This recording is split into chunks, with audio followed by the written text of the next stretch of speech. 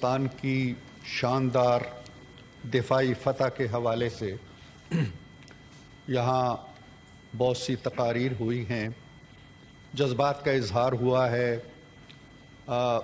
دفاع وطن کے عزم کا اظہار ہوا ہے، اور اس کا سب سے جو اچھا اور مثبت پہلو ہے اور تعمیری پہلو ہے میرے خیال میں وہ یہ ہے کہ اپوزیشن اور سرکاری بینچز کی کوئی تمیز نہیں رہی اس میں۔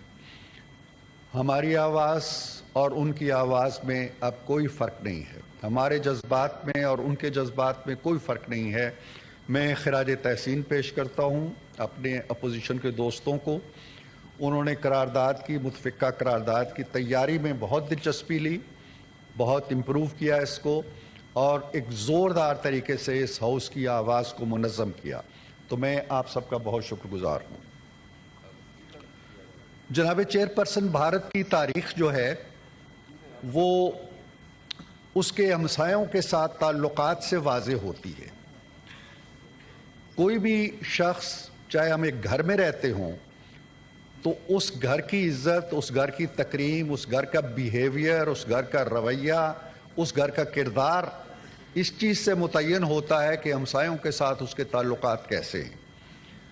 بھارت پر جب ہم نظر ڈالتے ہیں اور اس کے ہمسایوں کے ساتھ تعلقات پہ نظر ڈالتے ہیں، چاہے وہ نیپال ہو، چاہے وہ بھوٹان ہو، چاہے وہ مالدیپ ہو، چاہے وہ سری لنکا ہو، بنگلہ دیش ہو، چائنا ہو، پاکستان ہو، کسی ملک کے ساتھ ان کے دوستانہ تو کیا معمول کے تعلقات بھی نہیں ہیں۔ سب اس کے جارحانہ رویوں سے نالاں ہیں، سب اس کی بالادستی کی شکایت کرتے ہیں۔ جہاں تک پاکستان کا تعلق ہے، پاکستان نے نہ کبھی کسی کی بالادستی قبول کی ہے، نہ وہ بالادستی بھارت کی قبول کرنے کے لیے تیار ہے۔ بھارت ایک جارے مزاج، جارحیت کو اپنا شعار بنانے والا جمہوریت کش ملک ہے۔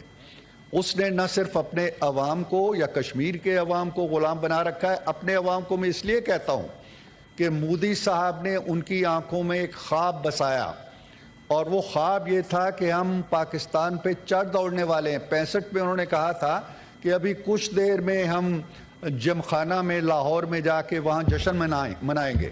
وہ جشن نہیں منا سکے۔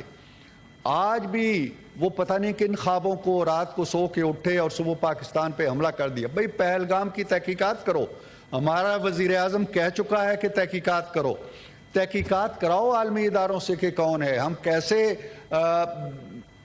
کیسے پہنچ گئے یہاں سے پاکستانی جنہوں نے وہ بڑی اونچی بلند بالا جو دیوار ہے وہ بھی کراس کر لی، 200 کلومیٹر کا فاصلہ بھی طے کر لیا، واردات بھی کر لی، اور پھر وہ غائب ہو گئے، تحلیل ہو گئے فضا کے اندر۔ تو یہ جھوٹ دنیا نے قبول نہیں کیا۔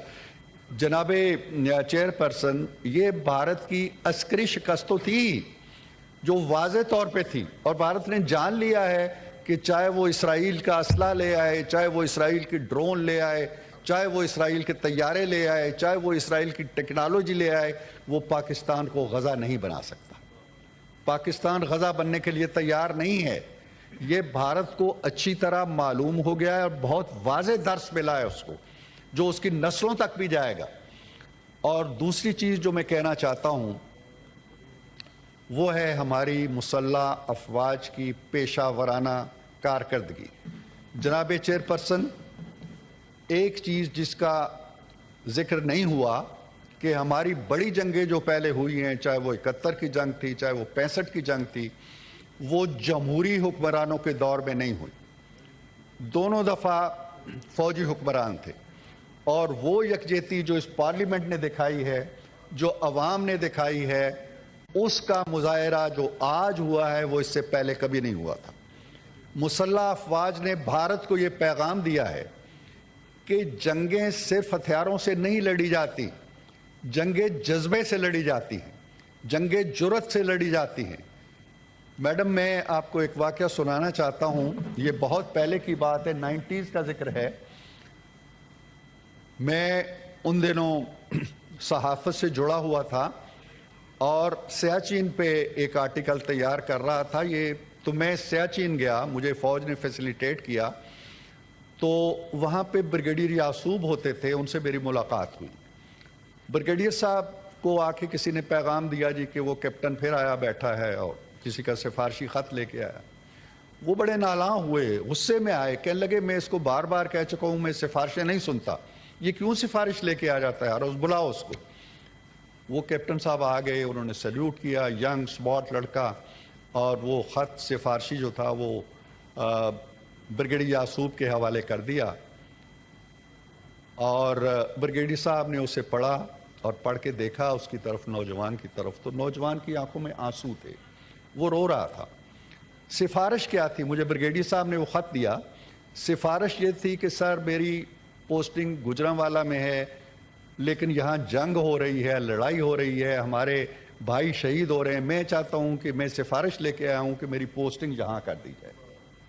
ये हैं वो लोग जिनसे आप लड़ना चाहते हैं, ये हैं वो लोग जो जिनसे आप मारकाराई करना चाहते हैं। और मैं कल की बात बताता हूँ, मेरी बेटी मेरे घर आई और कहने लगी कि बिलाल, उसका बेटा है, कि बिलाल जो है वो कल से रो रहा है और परेशान है और हम सब उसे समझा चुके हैं, आप आएँ और उसे समझाएं। वो उसका बिलाल का वालिद भी फ़ज़ाइया में है। तो मैं चला गया, मैंने कहा बिलाल क्या बात है यार? तो पता ये चला कि उसने जीडी पायलट के लिए अप्लाई कर रखा है, बहुत से मराहल वो तय कर चुका है, आखिरी मरहला बाकी है। तो मुझे वो अब्बू कहता है, तो कहता है कि अब्बू मैं इस वक्त क्यों नहीं था, मुझे होना चाहिए था इस वक्त, मैं जाके लड़ता और मैं मारता। ये है वो कौम जिनसे आप लड़ना चाहते हो। ये जो अल्लामा ने कहा था ना कि शहादत है मतलूब व मकसूद मोमिन, न माले गनीमत न किश्वर कुशाई। माले गनीमत और किश्वर कुशाई के लिए हम नहीं लड़ते हैं, हम किसी की इंच बार ज़मीन पर भी कब्जा नहीं करना चाहते हैं, हम भारत नहीं हैं। लेकिन मैं उस नज़म के, जो बड़ी मारूफ नज़म है अल्लामा इकबाल की, और जो पूरी तस्वीर पेश करती है एक सिपाही की, जो तारिक बिन ज़ियाद की एक दुआ की शक्ल में है, चंद अशार हैं उसके, ये गाजी ये तेरे पुरस्रार बंदे, ये पुरस्रारियत है। ये पुरस्रारियत है कि आप अपने उन तैयारों को लेके आते हो, फ़ज़ा में उड़ते भी नहीं हो, और उन्हें इस तरह मार दिया जाता है जिस तरह चिड़ियाँ और कबूतर और बटेर मार दिए जाते हैं। आप सोचते रह जाते हैं कि ये नाकाबिल तस्खीर तैयारे कैसे मारे गए हैं। ये गाजी ये तेरे पुरस्रार बंदे जिन्हें तूने बख्शा है ज़ौक़े खुदाई, दो नीम इनकी ठोकर से सहरा व दरिया, सिमट कर पहाड़ इनकी हैबत से राई, और दो आलम से करती है बेगाना दिल को, अजब चीज़ है लज़्ज़त आशनाई। ये लज़्ज़त आशनाई है, ये वतन पर मर मिटने की बात है, वतन पर कुर्बान होने की बात है। और जनाब चेयरपर्सन, एक सबक हमें ये ज़रूर सीख लेना चाहिए, हमें अपनी मुसल्लह अफवाज के हवाले से शिकायत भी हैं, गिले भी रहे हैं, माजी में भी रहे हैं, अब भी हो सकते हैं, लेकिन उनकी तज़हीक, उनकी तौहीन, उनकी किरदार कुशी जिस तरह यहाँ हुई है, इस मुल्क के अंदर हुई है, वो अब किस्सा माजी हो जानी चाहिए। अब हमें मालूम हो जाना चाहिए कि हमारे घरों की फसीलों को, हमारे बच्चों को, हमारी बेटियों को, हमारे बहनों को, हमारी बेगमात को बचाने वाले कौन हैं? ये जो अपने आज को हमारे कल के लिए कुर्बान कर देते हैं, अपना लहू दे देते हैं। सो इनकी तकरीम करें। ये फसीले दिफा हैं, ये आपकी वो फसील हैं जो आपको बचाते हैं, आपको ज़िंदगी देते हैं। आपने सियासत करनी है, आपने जंगें लड़नी है, आपने इक़्तिदार में आना है, आपने इलेक्शन लड़ना है, तो इस मुल्क को होना है। इस मुल्क को होने के लिए, इस मुल्क की बका के लिए, इस मुल्क की सलामती के लिए ये वो दीवार है जिसकी तकरीम की जानी चाहिए और जिसके लिए हमें यकजहती का इजहार करना चाहिए। और जनाब चेयरपर्सन, 9:09 और 23 सेकंड हो चुके हैं और आप यकीनन सोच रही होंगी, मैं इंशाल्लाह आपकी तकलीद करूँगा। मैं ये जो नौजवान बैठे हुए हैं, हमारी बेटियां, हमारे भाई बैठे हुए हैं, इनका तज़किरा ख़ास तौर पे करना चाहता हूँ। इन्होंने वो जंग लड़ी है कि भारत को इस महाज पे भी, मीडिया के महाज